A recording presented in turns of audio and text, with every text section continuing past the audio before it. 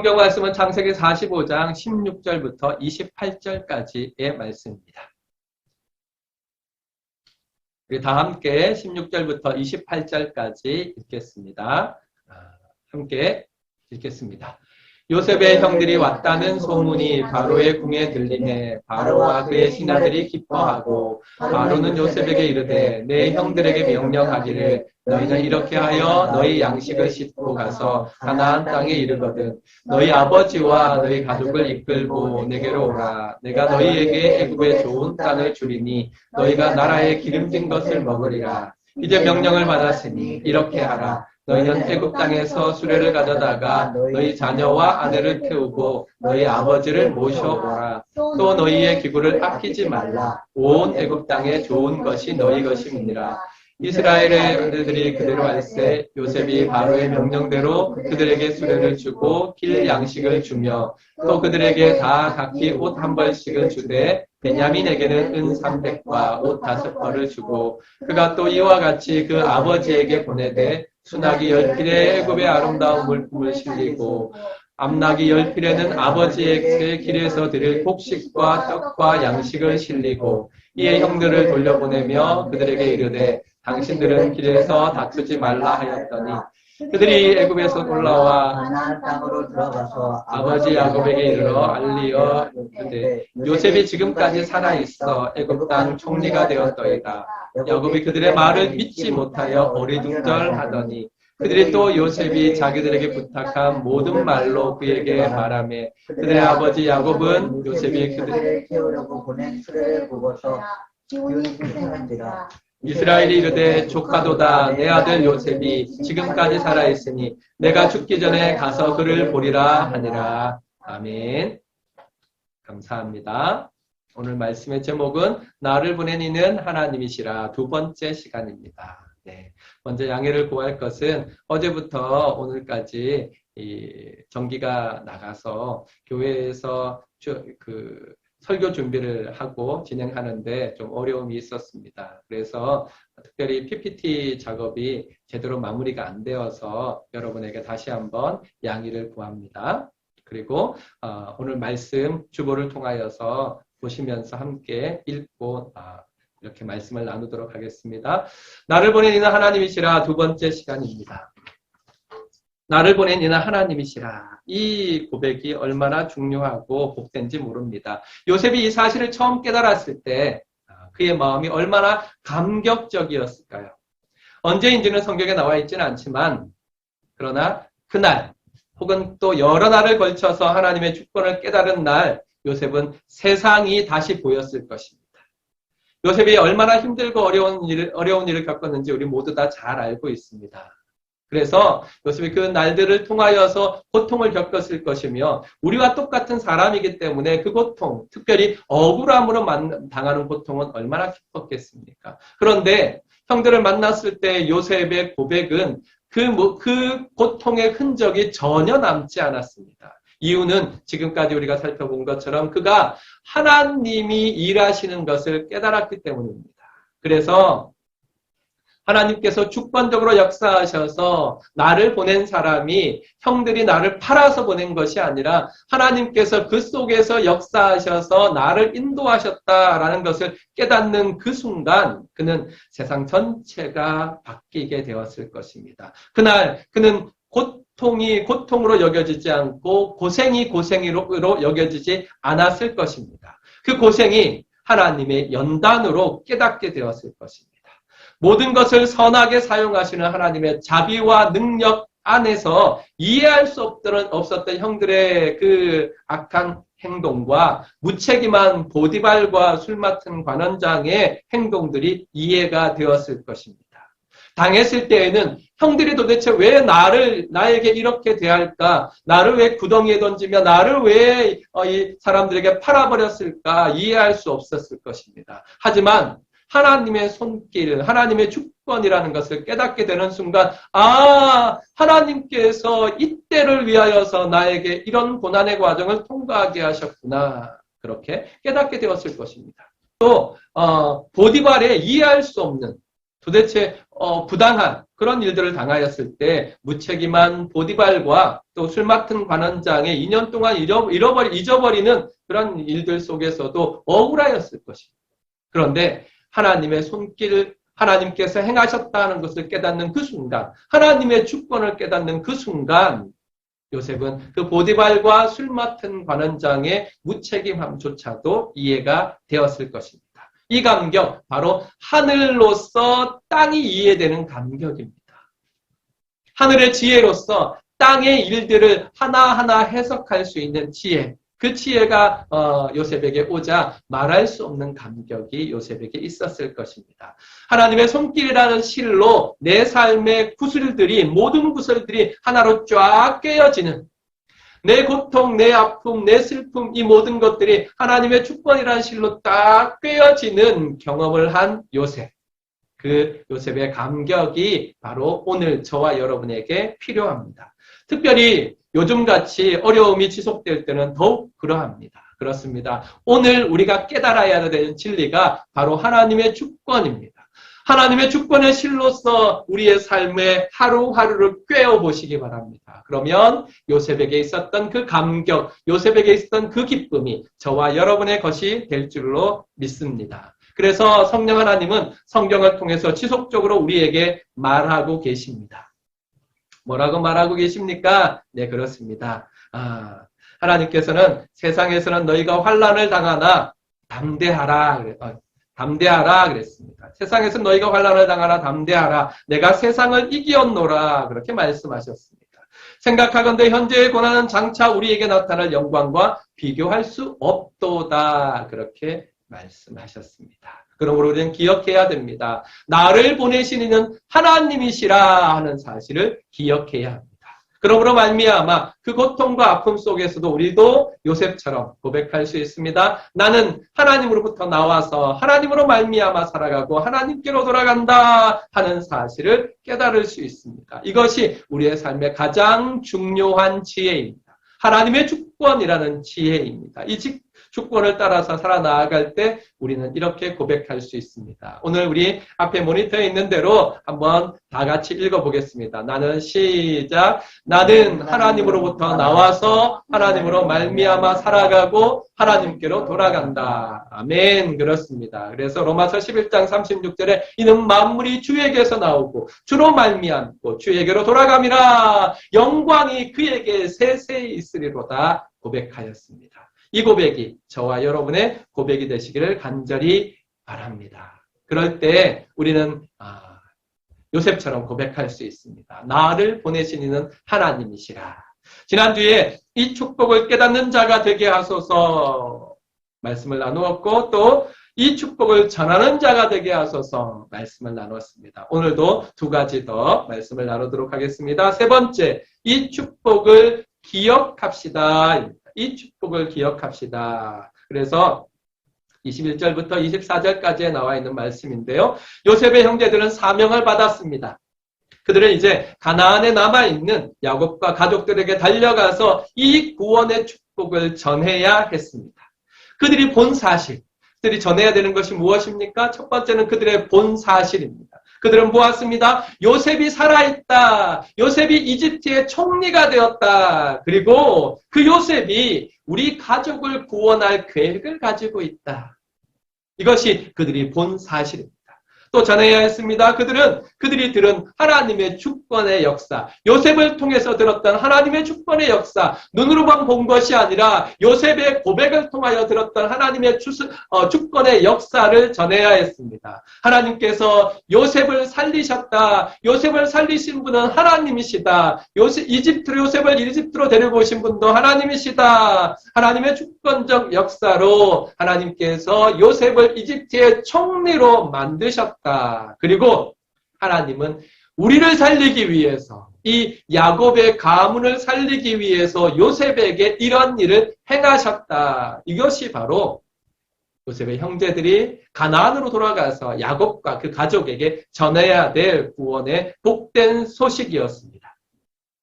그렇게 하나님께서는 요셉의 형제들에게 크고도 놀라운 사명을 주셨습니다. 이 사명을 들고 나아가는 그들에게 요셉은 선물을 줍니다. 21절부터 23절까지의 내용입니다. 함께 읽겠습니다. 시작. 이스라엘 아들이 그대로 할세. 요셉이 바로의 명령대로 그들에게 소래를 주고 길 양식을 주며 또 그들에게 각기 한 벌씩 주되 베냐민에게는 은 1,100과 옷 5벌을 주고 그가 또 이와 같이 그 아버지에게 보내되 순하기 10필에 애굽의 아름다운 물품을 실리고 암나기 10필에는 아버지에게 길에서 드릴 곡식과 떡과 양식을 실리고. 아멘. 그렇습니다. 요셉은 바로의 명령을 따라서 바로도 요셉의 형제들이 왔다는 소식을 듣고 아주 기뻐하면서 이렇게 큰 선물을 준비합니다. 이렇게 바로와 이집트의 모든 신하들이 공감하며 요셉을 좋아하고 또 요셉의 가족들을 환영하는 것은 그동안 요셉이 얼마나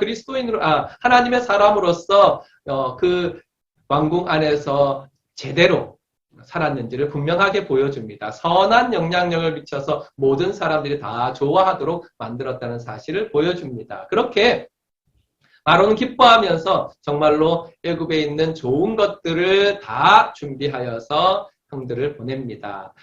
나아갈 때 많은 수레와 이런 것들을 보내라 이렇게 말이.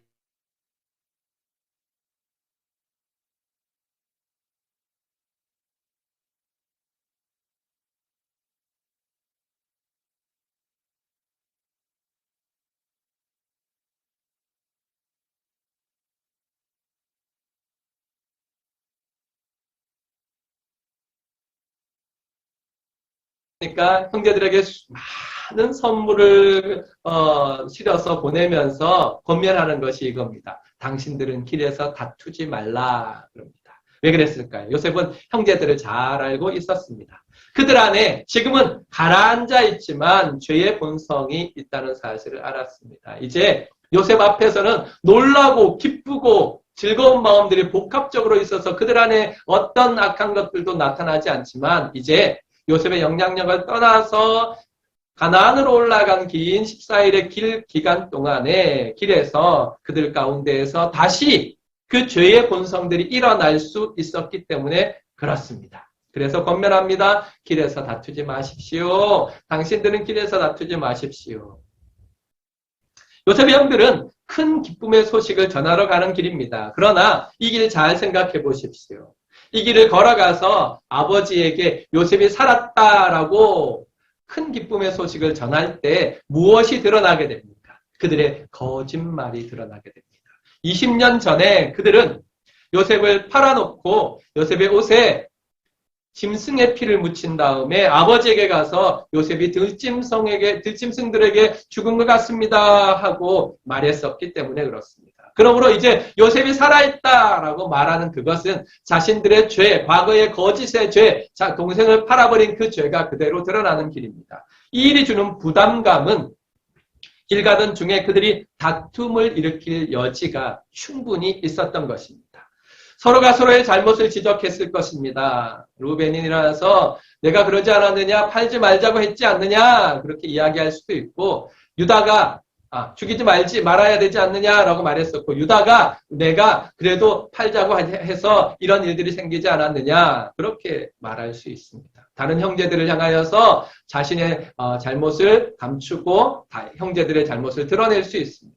게다가 베냐민은 뭐라고 그랬습니까? 나는 이 일에 아무 잘못이 없습니다 하고 뒤로 빠질 수 있지 않습니까? 이렇게 기쁜 소식을 전하러 가는 길이지만 서로의 잘못을 지적하고 자신의 정당성을 주장하게 된다면 그들 가운데에서 분명히 다툼이 일어날 것입니다. 나는 죄 없다, 네가 죄 크다 라고 말할 그때에 그들은 희생양을 찾아서 그 뒤에 숨어버리는 악한 습성을 나타낼 수 있었던 것입니다. 이것이 바로 죄의 모습입니다. 한번 생각해 보십시오. 만약에 이 죄성이 드러나서 길에서 그 형제들이 다투었다면 축복의 소식을 들고 가는 그들이 길에서 다투었다. 그러다면 그 축복의 소식이 아니라 저주의 소식이 되었을 것입니다. 요셉이 살아있다는 것이 축복이 아니라 그들에게 저주가 되었을 것이며 요셉이 아버지를 구원하려고 한다는 이 소식이 그들에게는 다툼거리가 되었을 것입니다. 이것이 죄인의 모습입니다. 우리 주님도 이 사실을 잘 아셨습니다. 요셉이 형제들을 가나안으로 보내는 모습은 마치 예수님께서 제자들을 세상으로 보내는 장면을 생각나게 합니다. 주님의 구원의 소식을 전하는 사명을 받은 제자들이 축복을 전하는 자로 세워지지 않습니까? 내가 너희를 사람을 낚는 어부가 되게 하리라 말씀하셨고, 예수 그리스도로 말미암은 구원의 소식을 증거하는 자로 세우시겠다고 말씀하셨습니다. 그럴 때 주님께서 제자들에게 요구하신 것이 딱 하나 있습니다. 축복을 전하는 자로서 지켜야 될 자세입니다. 그것이 바로 요한복음 13장 34절로 35절까지의 말씀입니다. 새 계명을 너희에게 주노니 서로 사랑하라. 서로 사랑하라. 내가 너희를 사랑한 것 같이 너희도 서로 사랑하라. 너희가 서로 사랑하면 이로써 모든 사람이 너희가 내 제자인 줄 알리라.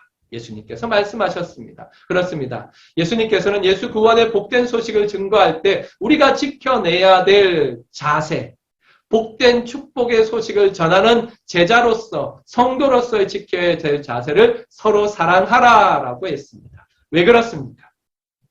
우리가 만약에 서로 사랑하지 않는다면 우리가 전하는 이 축복의 소식이 축복의 소식으로 머물지 못하기 때문에 그렇습니다. 요셉의 형제들은 구원을 받았습니다. 그들이 저지른 죄로부터 구원을 받았습니다. 뿐만 아니라 그들이 당한 기근으로부터 구원을 받았습니다. 그러나 이렇게 구원받았음에도 불구하고 그들은 여전히 인생이었습니다. 땅에 발을 딛고 사는 죄인의 본성이 그들 안에 있었습니다. 그들이 저질렀던 죄의 결과로부터 자유롭지 못합니다. 그래서 그들은 아버지에게 가서 요셉의 판죄를 고백해야 했던 것입니다. 또 그들의 악한 본성으로부터 자유롭지도 못했습니다. 그들은 희생양을 찾아서 길에서 다툴 수 있는 죄인들이었습니다. 마찬가지입니다. 우리도 구원받았습니다. 우리도 구원받아 하나님의 거룩한 백성이 되었습니다. 그럼에도 불구하고 우리도 요셉의 형제들과 별반 다르지 않습니다. 우리에게는 우리가 저지른 죄의 결과들이 우리의 발목을 잡고 있습니다. 끊임없이 사단은 우리의 양심을 찔러서 뭐라고 말합니까? 그러고도 내가 그리스도인이냐? 그러고서도 내가 목사냐? 그리고서도 내가 장로냐? 그리고서도 내가 집사냐? 권사냐? 이렇게 우리의 양심을 찌르지 않습니까? 또한 우리 안에 있는 죄의 본성을 감출 수 없습니다. 내 죄를 가릴 수 있는 가장 좋은 방법이 무엇입니까? 다른 사람의 죄를 드러내는 것입니다. 아이들에게 너 왜 그렇게 했어? 그러면 뭐라고 말합니까? 아빠는 이렇게 말하지 않습니까? 다른 사람의 죄를 드러내므로 말미암아 그 뒤에 자신을 숨기는 그 악함이 우리에게 있습니다. 그렇게 우리도 희생양을 찾습니다. 그렇게 다툰다면, 그렇게 우리가 이 땅에서 복음을 전하는 길에서 다투고 갈등하고 싸운다면 우리가 전하는 축복이 될 수 없을 것입니다. 우리가 구원의 소식을 전하며 하나님의 크신 은혜를 받았다는 것을 어떻게 증명할 수 있겠습니까? 다투는 우리 때문에 세상은 우리가 전하는 구원의 복음을 평가절하하게 될 것입니다. 어떻게 우리는 이 문제를 해결할 수 있을까요? 오늘 우리가 들은 말씀처럼 요셉의 권면처럼 길에서 다투지 않아야 합니다. 다툼은 축복의 소식, 구원의 소식을 전할 수 없게 만들기 때문에 그렇습니다. 그러므로 성도와 성도가 다툰다든지 교회와 교회가 다툰다든지 이것은 하나님의 복음의 길을 막는 일이 되는 것입니다. 어떤 일이 있어도 우리가 걸어갈 이 땅의 길에서 다투는 자가 아니라 오히려 화평을 이루는 자가 되어야 될 것입니다. 더 나아가서 우리 주님의 명령처럼 서로 사랑해야 합니다. 서로 사랑해야 합니다. 어떻게 사랑해야 합니까? 주께서 우리를 사랑하신 것처럼. 주께서 우리를 사랑하신 것처럼 우리는 서로 사랑해야 합니다. 우리가 서로 사랑하면 구원의 복음과 하나님의 살아계심이 세상에 그대로 드러날 것입니다. 우리의 사랑하는 모습을 통하여서 세상은 저 사람들은 도대체 왜 저렇게 이해심이 많고 용서가 잘 될까? 서로 사랑할 수 있을까? 서로 기쁠까? 그렇게 의아해할 것이며 우리에게 물어볼 것이며 우리의 삶을 유심히 살펴볼 것입니다. 그러다가 우리가 하나님을 믿는 사람, 예수 그리스도를 믿는 사람이라는 것이 드러날 때 그 삶의 고백을 통하여서 우리가 전하는 복음이 복음이라는 사실을, 우리가 전하는 축복이 축복이라는 사실을 깨닫게 될 것입니다. 사랑하는 성도 여러분, 우리의 죄의 본성에 발목 잡히지 맙시다. 우리가 받은 말할 수 없는 축복을 기억하고 기억함으로 말미암아 길에서 다투지 맙시다. 우리가 받은 구원 때문에 서로 사랑합시다. 이것이 우리가 받은 고귀한 사명을 감당하는 유일한 방법이라는 사실을 기억하시기 바랍니다. 삶의 길에서 다투지 말라 하는 요셉의 음성을 가슴에 새기시고 서로 사랑하라 하시는 예수 그리스도의 음성을 기억하시기 바랍니다. 그로 말미암아 서로 사랑함으로 우리가 예수 그리스도로 말미암아 구원받은 사람, 예수 그리스도의 제자임을 분명하고도 확실하게 이 땅에 드러내시기를 주님의 이름으로 축원합니다. 아멘. 네 번째, 이 축복의 소망으로 살아갑시다. 네. 우리 25절부터 28절까지 함께 읽겠습니다. 다 같이 읽겠습니다. 시작. 그들이 애굽에서 올라와 가나안 땅으로 들어가서 아버지 야곱에게 이르러 알리어 이르되 요셉이 지금까지 살아있어 애굽 땅 총리가 되었더이다. 야곱이 그들의 말에 믿지 못하여 어리둥절하더니 그들이 또 요셉이 자기들에게 부탁한 모든 말로 그에게 말하네. 그들의 아버지 야곱은 요셉이 자기를 태우려고 보낸 수레를 보고서야 기운이 솟아나니라. 이스라엘이 이르되 조카도다 내 아들 요셉이 지금까지 살아있으니 내가 죽기 전에 가서 그를 보리라 하니라. 아멘. 요셉 형제들은 야곱에게 보고 들은 것을 그대로 전했습니다. 그러나 야곱은 이 소식을 듣고도 너무 놀라운 소식에 믿지 못합니다. 믿지 못해서 거의 기절할 정도입니다. 이것이 우리에게 무엇을 보여줍니까? 그동안 야곱이 얼마나 깊은 상심 속에 빠져 있었는지를 잘 보여주고 있습니다. 그는 20년 동안 사랑하는 아들 요셉을 잃은 것 때문에, 요셉의 죽음 때문에 그곳에 사로잡히어서 깊은 상심 가운데 빠져 있었습니다. 그 고통과 아픔을 우리가 생각해 본다면 이해할 수 있습니다. 그리고 그가 얼마나 요셉의 죽음에 집착했는지를 베냐민을 끝까지 붙잡으려고 했다는 사실을 통해서도 알 수 있습니다. 그런 야곱이 어떻게 아들들이 전한 소식을 믿을 수 있게 됩니까? 네, 바로 요셉이 자기를 태우려고 보낸 수레를 보고 믿었다 그랬습니다. 27절에 그들의 아버지 야곱은 요셉이 자기를 태우려고 보낸 수레를 보고서야 기운이 솟아난지라 라고 말씀했습니다. 그래서 요셉이 보낸 그 수레를 눈앞에 보는 순간 정말 요셉은 살아있구나. 정말 요셉이 우리 가족을 구원하기 위해서 계획을 가지고 있구나 하는 것을 믿게 되었습니다. 그리고 고백합니다. 조카도다. 그렇게 고백합니다. 28절을 보시기 바랍니다. 조카도다. 이거는 됐다, 만족했다 그런 소리입니다. 네. 이 짧은 고백 속에 야곱의 진실한 믿음과 소망이 담겨 있습니다. 그래서 성경은 야곱을 다시 이스라엘이라고 부릅니다. 28절 자세히 보시기 바랍니다. 거기에 보면 다시 야곱을 부를 때 이스라엘이라고 부릅니다. 네, 그렇습니다. 이렇게 믿음의 고백을 하는 순간 성경은 다시 야곱을 이스라엘로 적고 있는 것입니다. 이스라엘이 이렇게 이르되 조카도다. 그는 무엇에 만족하였습니까? 바로 요셉입니다. 다른 것 아닙니다. 바로 요셉으로 말미암아 만족했습니다. 내 아들 요셉이 지금 살아있다. 이것에 만족했습니다. 내가 죽기 전에 가서 그를 보겠다. 이것으로 만족했습니다. 이스라엘은 요셉이 살아있다는 사실과 그를 다시 볼 것 때문에 만족합니다. 그의 환경과 조건은 바뀐 게 없습니다. 그가 기근 속에 있었으며 아직 요셉을 본 것이 아니었습니다. 그럼에도 불구하고 요셉에 대한 믿음과 요셉을 다시 만날 거라는 소망이 그의 안에 생기자 그의 삶의 색깔이 완전히 바뀌어 버렸습니다. 걱정과 상심에 사로잡혔던 야곱이 이제 믿음과 소망을 붙잡은 이스라엘이 된 것입니다. 이런 요셉 때문에 죽을 것 같았던 야곱의 마음에 하나님의 구원의 소식이 들려지자 그는 믿음의 사람 이스라엘이 되었습니다.